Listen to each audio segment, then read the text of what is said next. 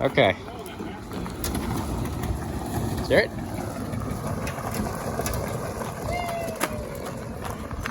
Woo.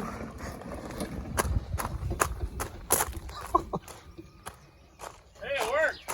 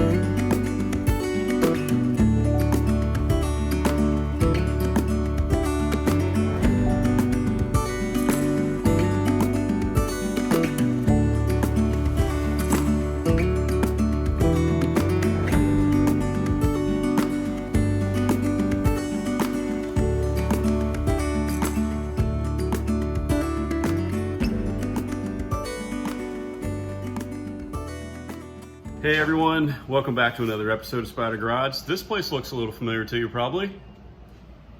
We're at Sean's. Hey guys. Sweaty Speed Shop. Back in his garage again. And we had meatloaf, there's Sarah. Her awesome meatloaf. Man, it was so good. And right now we're just getting the car in the garage, situated on the lift, and we're gonna start kind of going through just a small list of items that we're gonna be working on today. I'll show you here in just a little bit. There you go.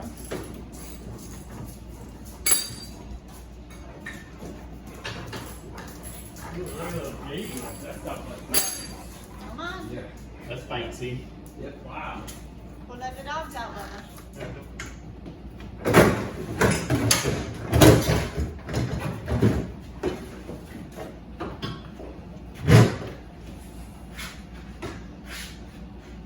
I'm gonna take that right outside. Yep.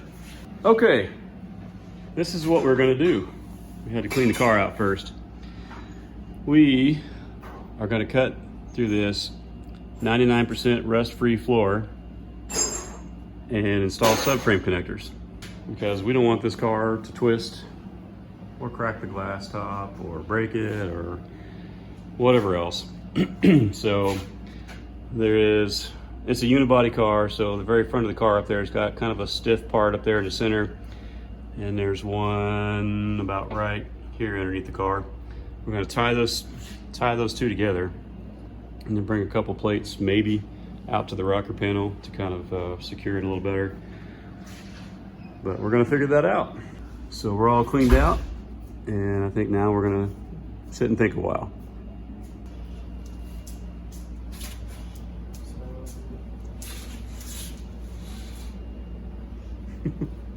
We got company under here. Oh yeah.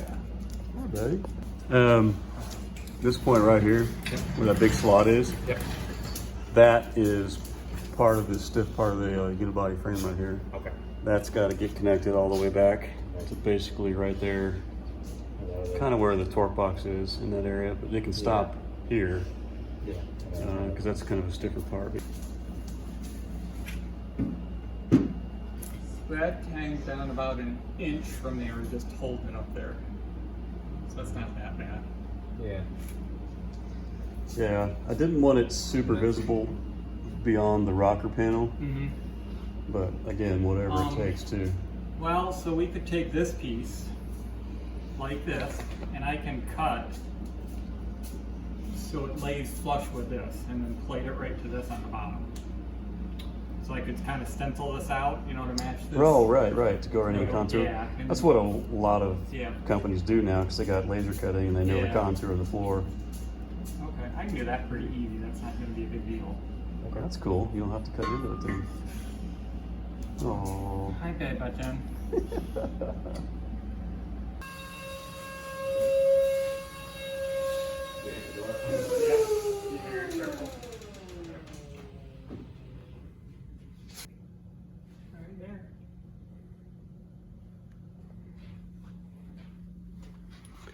There's a second hole.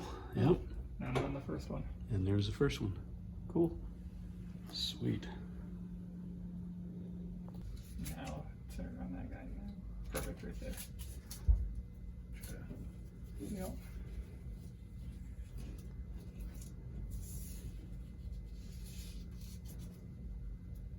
Looking good.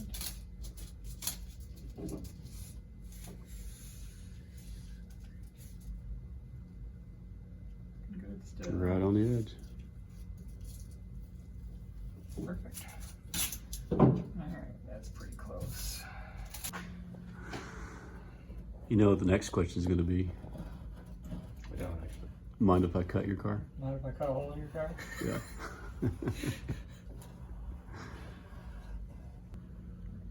And you could probably cut with the tape like this, but once you melt the tape, if you're cutting with it, then it's gone. So I'll usually put tape down, leave it down, and mark it just in case the tape starts burning or catches on fire and I have to move it. Oh, okay. Yeah, good idea. Yeah.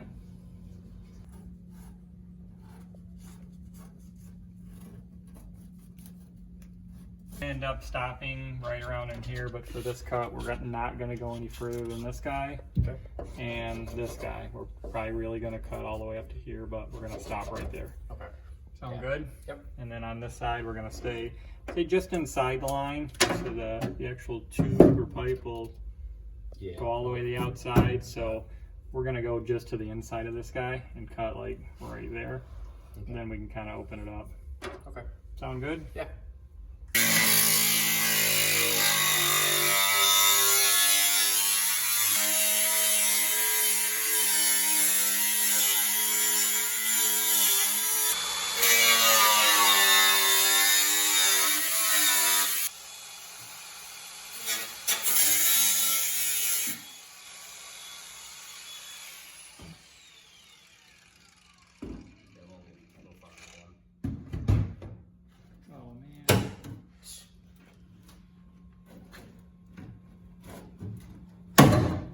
Oh wow, check that out.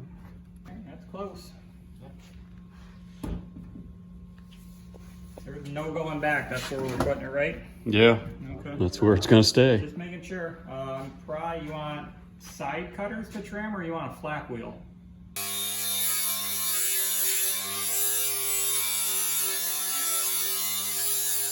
Okay, update. Here's where we are. Hole has been cut. This is just a stock scrap piece actually. And you can kind of get an idea how this works. This is a 2x4 boxed in tubing. It's gonna run underneath the floor here. And then out here, it's actually gonna run on top of the floor and then kind of contour up to this right here.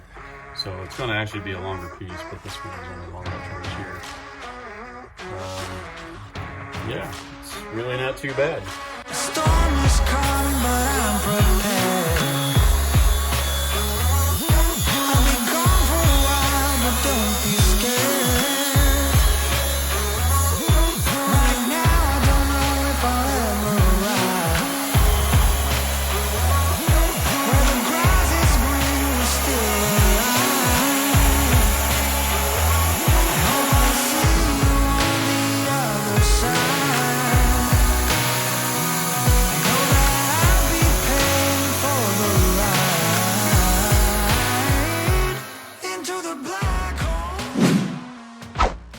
What's up guys? Day 2. So what are we doing today? Subframe connectors. Yep. Check out this 20-foot long stick of 2x4 boxing. It's kind of heavy, isn't it, Sean? Yeah. So we have already got a hole on one side. We've measured how long we think we need. We're gonna cut it just a couple inches long so we can tweak it. And it's going to be, I don't know, 34, 35 inches long, I think. And we're about to cut right now.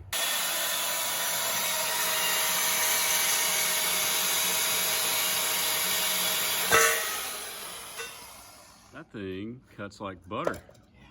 Wow. Dang, Sean, you got all the cool tools. Yeah. Best Harbor Freight, $20 you can spend.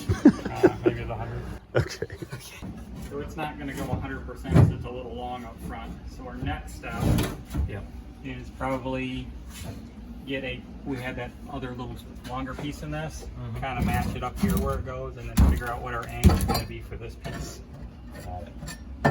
So, and then we can start trimming this guy away to fit snug, and then we can trim the front away. Yeah, I never had you check this, but I did okay with it.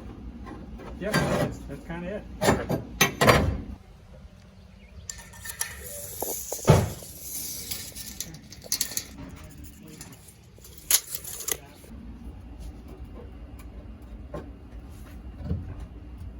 Is that it? That's pretty close. Pretty close. Yeah, I can fill that gap. Yeah. Try to make it perfect. What do we need though? I can't see this side. Is the jack holding it up all the way on the other side? Not yet, no. So it's not quite at the right angle then, is it? Nope. You can just line this up on the flat piece so it stays flat and even. And here, right up that side. That's a little difficult, but right about there. And same thing right here. Oh, I see. Yeah, and you get a perfect little Yeah. line. And that draws a line at the right angle. Yeah. Yep, that'll work. All right, so Nathaniel is going to weld this, tack this plate in here for now. That gives us a permanent spot to test fit the control arm itself. So we'll do that now and keep moving on.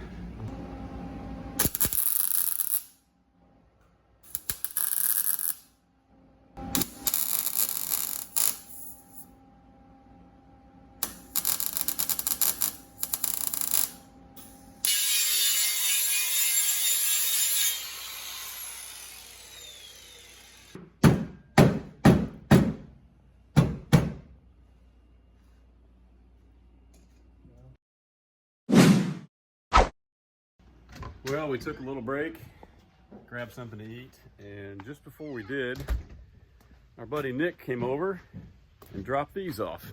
Here is the top half of the rear bumper, the bottom half of the rear bumper. There's the bottom half of the front nose piece, and where's the top? Oh yeah, over here. Here's our nose. So it's got filler primer on it, and this is a spray paint glide coat. So I'm gonna sit out here and wet sand with 400 for a while. Perfect day to do it because it's raining. It's already wet. So this is my job for the next several hours. So we can try to get these things in paint maybe tomorrow. Fingers crossed.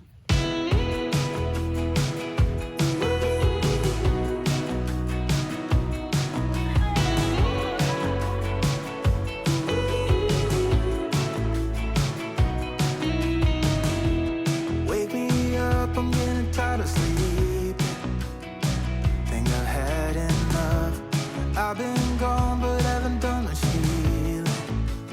It's pretty clear to me. Kinda strange how I can take a beating from my better self. It's like no one else. So let me show you one thing that I really like about custom making our own subframe connectors as opposed to buying the Chris Alston Chassis Works ones that I actually owned a couple years ago and then traded them off to somebody else before I realized I needed them. And that is because there's a lot of genericness about any aftermarket one you buy. Like they come through the floor just like this, but then they have just kind of a 45-degree notch right here, and then they're cut off straight. They don't meet up with the floor, and you have to cut, notch, weld, whatever to really custom make them fit, which is what we're doing anyway with these. And then the other thing I like is that the ones I had before only go to the sheet metal floorboard, and we didn't really like that. And Sean said, well, why don't we weld a plate right here to give it more bite and something else to adhere to. So we're going to weld this plate to it, And then that 2x4 bar is going to come across here and then weld to this plate right here as well. And then underneath here, there's a contour of the floor. We're actually cutting the top of the bar to match the contour, so it just perfectly fits all the way through here. So I like the idea of making our own anyway. Plus, it's actually a lot cheaper to do it this way if you just buy the raw stock. But yeah, this actually isn't as bad as I thought. No. Yeah. The disadvantage to doing your own is that sometimes we make mistakes. Yeah, a little bit too shallow. Yeah, we had a test piece right there actually. We took in and out, got the contours on the back and on the front the way we needed them. This is short, but that's all right. We just slid it whichever way we need. This is just our template piece.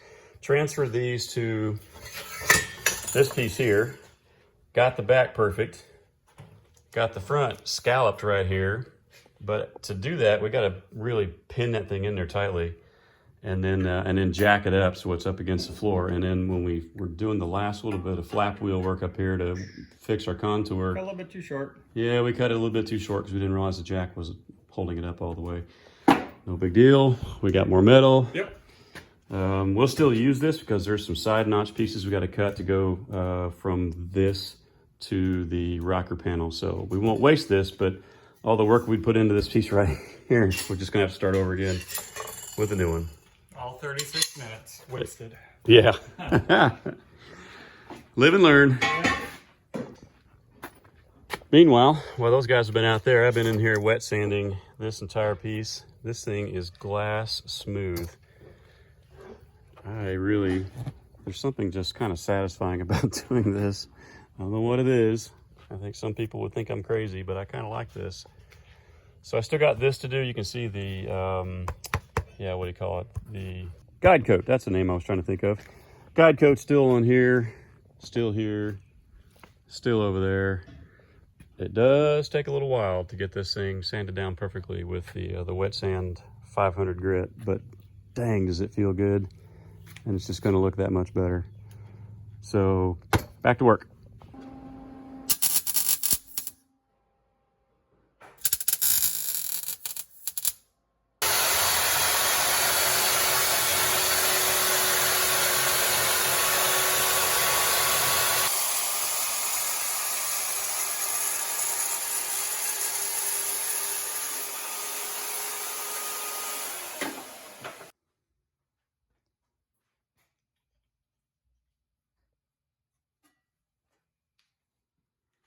So what we're doing here is this is the driver's side subframe connector. 2x4 box this way. It's got to sit flat here underneath the footwell because we don't want this thing sitting up in the footwell in the way. So these are tacked together. We're going to box all this off. We're going to kind of plate that guy right there along the side, box off the end of it. And he's just making all the little pieces to do that right now. Heck yeah.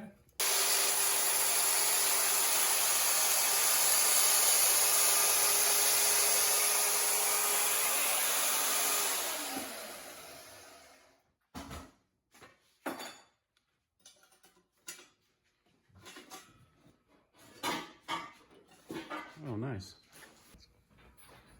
That's pretty good. Nice, yeah. I can fill that gap, I think. Good job. We're gonna line it up, put this brake down, and it moves a little bit. See how it wiggles? Yeah. Just do the best you can to line it up. Crank it down and grab one of the handles and pull it straight up and make a 90-degree with this guy from the floor.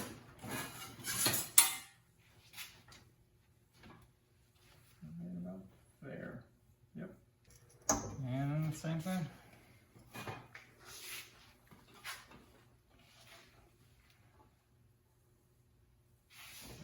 Perfect. Close enough for me.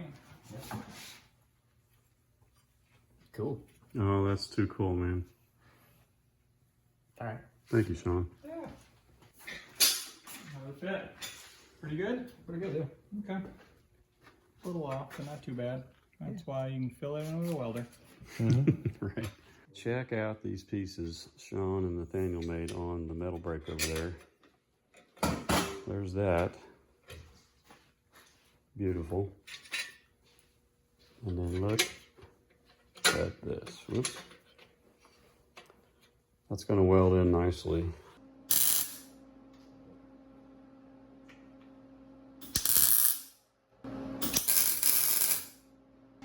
Weld, hammer, weld, hammer.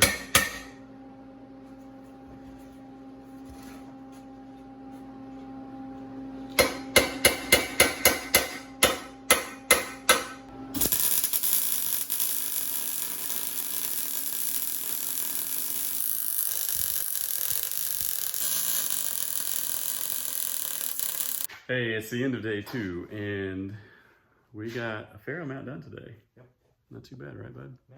Sean has a big stick of 2x4 box tubing that he graciously allowed us to use for cutting up the floor and welding in here. So let me show you the beautiful piece that these two guys put together. It's not been ground down yet, but Nathaniel welded this bad boy a little while ago. It's still warm, like he literally just welded it. It's gonna sit like this in the car. This is the back of the car. This goes up to just about the footwell, or right at the front of the front seat. And then this goes under the footwell. And then custom made some pieces here in the metal brake to box this in. We'll box this in eventually as well, but you guys did a great job. Thanks. Really proud of that piece. Yeah. We'll grind it down tomorrow and make it look perfect. Put a couple little offshoots on it, 1 or 2 that go into the rocker panel. And then that thing will be, probably by midday tomorrow, we'll probably fully weld that thing in, right? Yes, probably, yeah. Yeah. So, where we stand right now is we just have a couple holes in the floor. But that's okay. They'll soon be filled with that goodness right there. And then we will get to fully welding this thing in and moving on to some other things.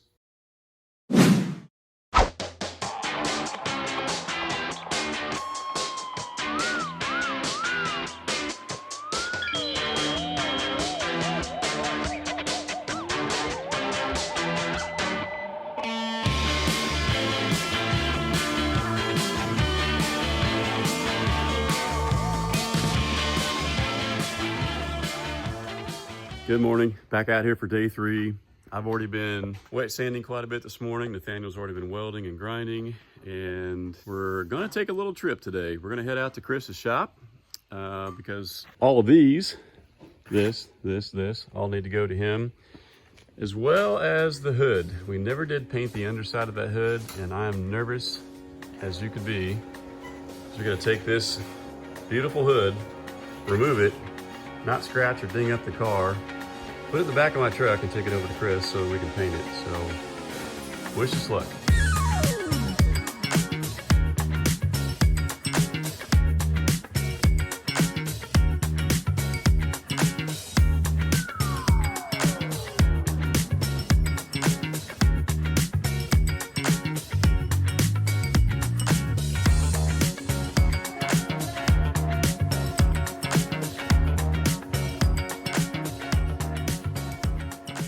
Well, we're back at a familiar place here. We're at Advanced Collision here in Chattanooga, Tennessee, and we're just getting a chance to look at the remaining door, the spoilers, and to drop off the front nose and rear tail section of the Monza as well, because that stuff is still not in paint. So let's take a look and see what we got. One other thing that I forgot to mention was the thing that's unique about the glass roof that's on the cars. It comes with this stainless steel roof crown molding. We're actually planning on painting it as well because we decided that this was just a little bit too much bling for a black car. So not going to reveal anything yet, but we're doing a little work on this right now to make it look a little nicer.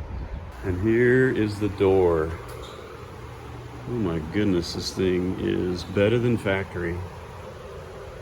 Look at this. It's in primer. There is a lot of body work and a lot of metal work. It was reskinned from like the last 6 inches down, and then the whole bottom of the door, which I'm not going to flip it over and show you, was completely all new metal put in there. Corner piece, center piece, corner piece, all that redone. Here's the center piece of the rear spoiler in primer, ready to go. There's the end caps on magnets on the wall. That's kind of cool. Here is the front spoilers. All of this is about to get into paint here very soon, after we head out to our truck out there and unload the rest of it.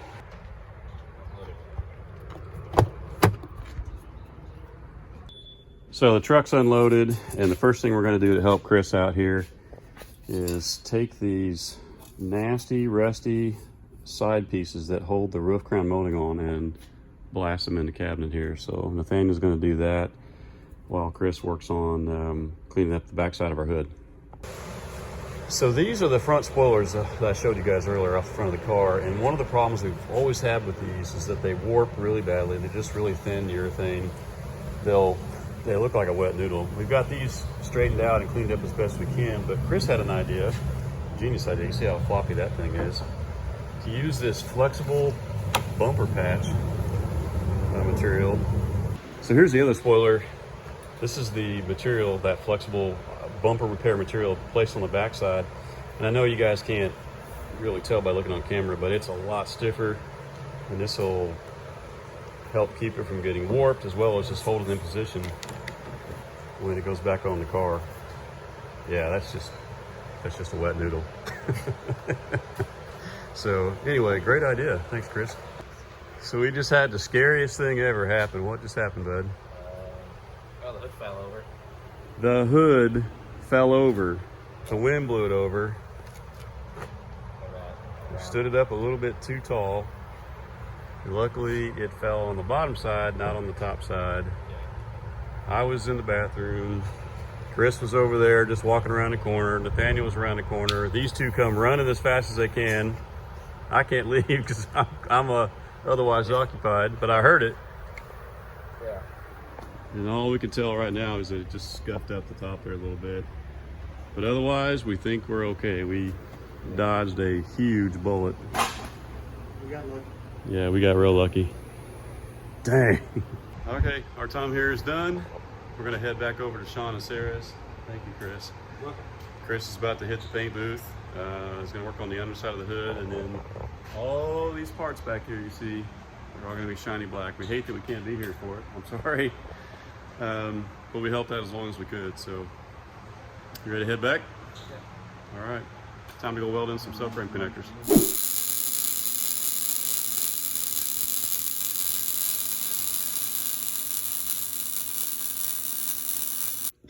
All right, so this is our steering shaft.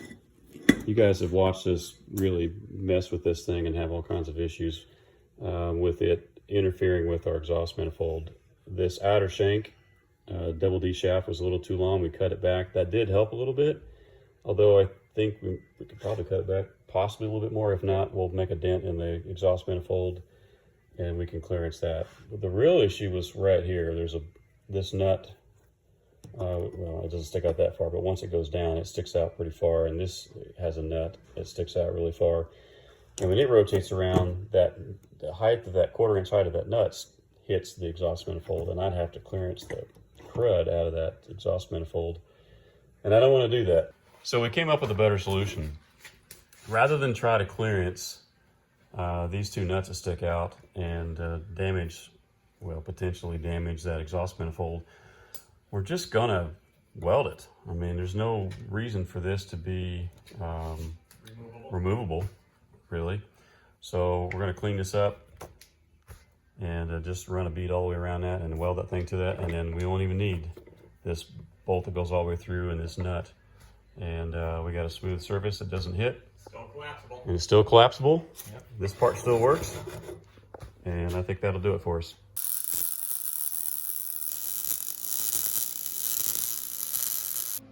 Okay, we've reached that point where Nathaniel's going to actually finally finish welding these plates that the subframe connectors are going to back up against over here and over there.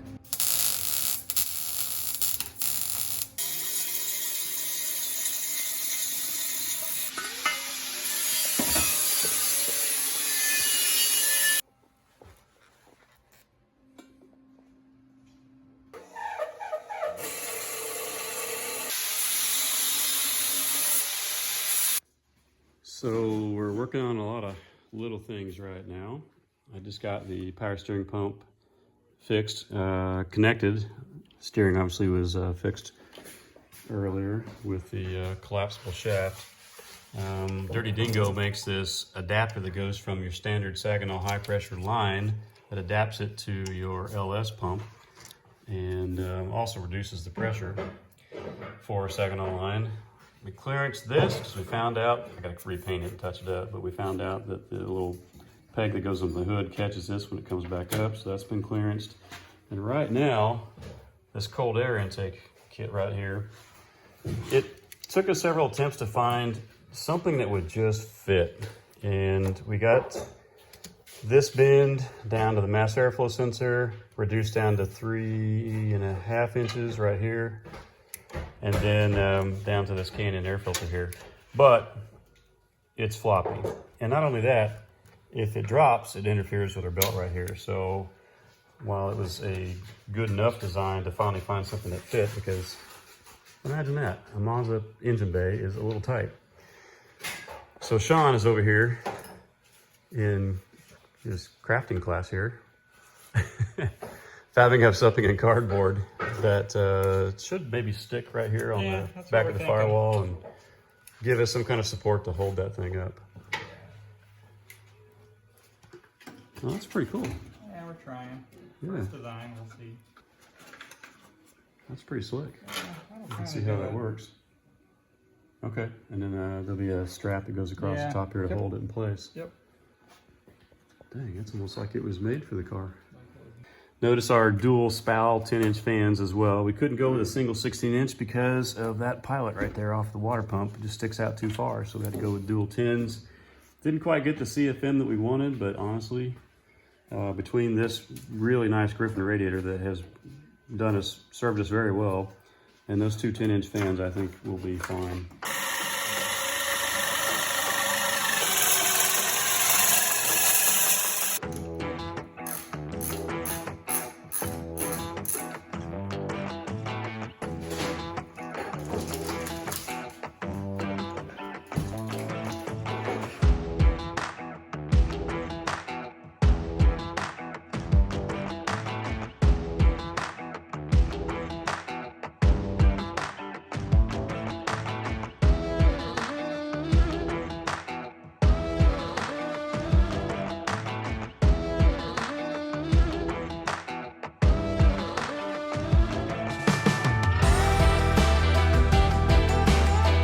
Okay, so what we're going to do right now is there are cross braces like this that weld to the subframe into the rocker panel. One is up top.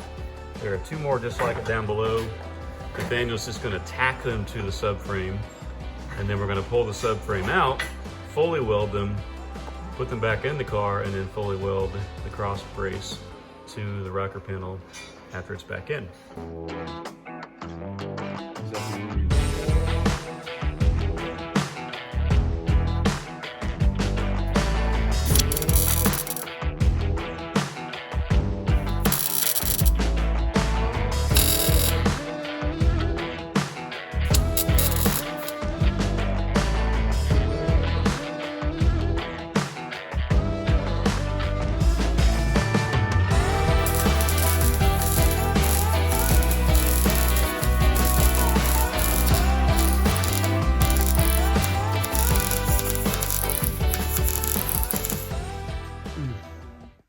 End of day 3.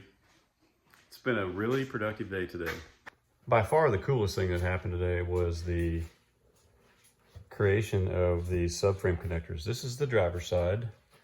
It sits like this. These two side beams, or what do you want to call them?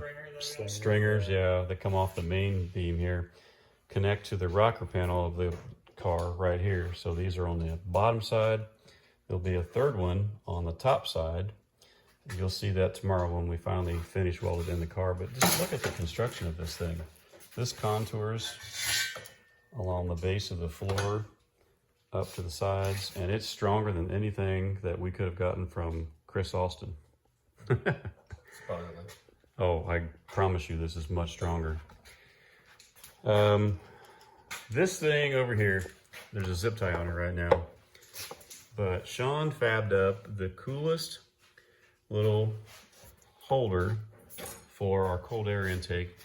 It was just flopping around. We always knew we had to create something to hold this in here. We'll pull it out and take some pictures of it. Yeah. And show you more of it tomorrow after we paint it. But when it was dropping down, it was going to hit the belt right here. And plus, it obviously just couldn't flop around. So That thing's amazing. I think it deserves an award, honestly. It's just the coolest thing. I love the dimple dies too. There's some dimple dies on the side, which matches what we made when we were here last time across the top of the radiator shroud. I did some boring wiring work, cleaned up a lot of wiring, used this F6 wire loom from Wire Care. I love that stuff. Yeah, I like it because it's smooth and it can go from really small to really large, and there's a mess of wires in there, and it just covered all of it like you can't even see it. You can put it on an existing loom, so that was cool. You didn't have to take everything apart. You Yeah. put that on the factory stuff and then added your fan stuff in there, so it was really neat. Yeah, it's over top of an existing loom and just bare wires. I mean, everything is held inside there. It holds on itself too. It's not Velcro. So the goal tomorrow is to get those, get the other one fabbed up, the stringers fabbed up on the other subframe connector, get them in the car permanently, throw the spark plug wires back on. Oh yeah, today we got the steering, power steering pump mounted for the final time, fixed. Yeah, because there's a little adapter. We got the collapsible steering shaft itself finally put in, and we had to make a bunch of dents across our header there to make that work. This is not as thin as a header though. It's actually an exhaust manifold, and it took quite a bit of banging. A big Tanya Harding, as Derek would say, to get that thing to go in. So after we get all that stuff done tomorrow, the goal is by mid-afternoon to go back to Chris's shop, take the car back over there. He's, as far as I know, he's currently there right now painting the doors, the nose, the tail section, the spoilers, the roof crown molding that goes over top, which is pretty cool. We haven't told you what we're gonna do with that yet. And we're gonna get that, we're gonna at least get the door installed back on the car, do some cutting and buffing on the passenger side of the car because texture, and maybe have time to get a decal put across the door. We're not sure yet. But that is the plan for tomorrow. That is our last day here. And then we go home Monday morning. So we got one more day. But if tomorrow happens like today, and we have just as a productive day, I think we'll do it. Yeah, should be good. Yeah. All right, we'll see you guys tomorrow. So the first thing we're gonna do is put these subframe connectors in the car and get them welded up in there for the final time. And then we gotta get this thing on the trailer. It's probably not gonna run yet. We just don't have time to mess with a couple extra little things to get it moving on its own, under its own power, even though it will start. So we're gonna winch it up onto the trailer and take it back over to Advanced Auto Collision in Chattanooga, where Chris is waiting for us with painted body parts, we think, but a door that's gonna go back on the car, a hood that's been painted underneath, and other things like that. And we're gonna cut and buff the car there as well. So let's get busy.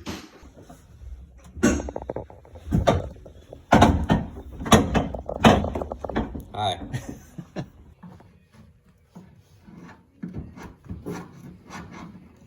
Yeah, I'm gonna do that.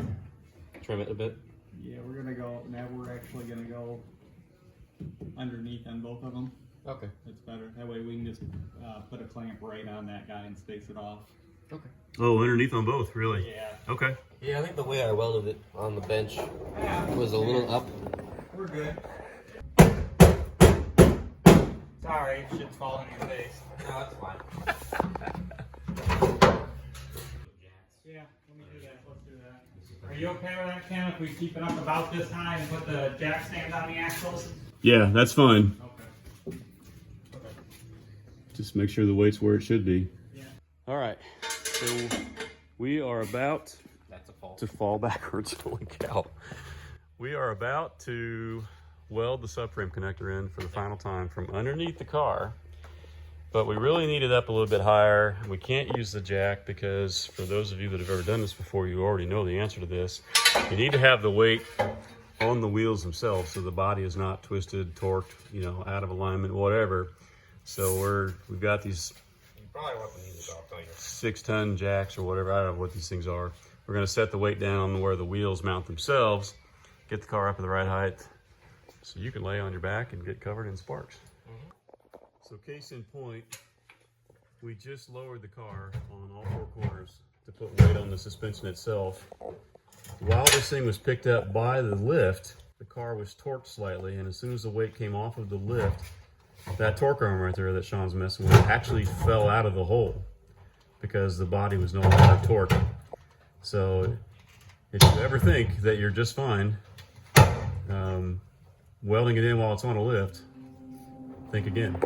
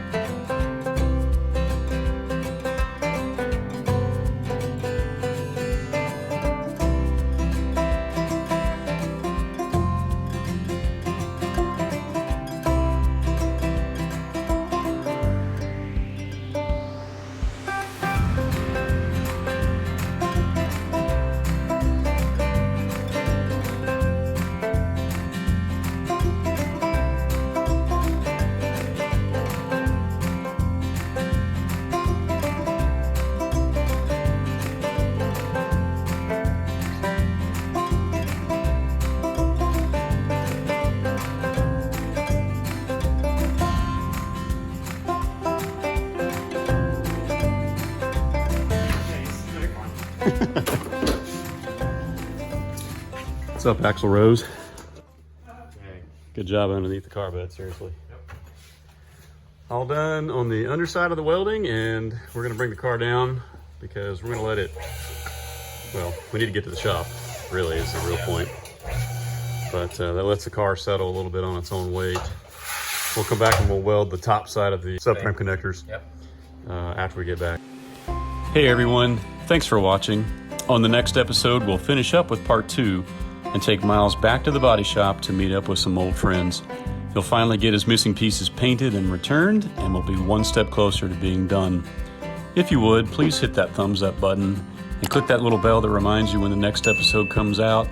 And as always, please subscribe.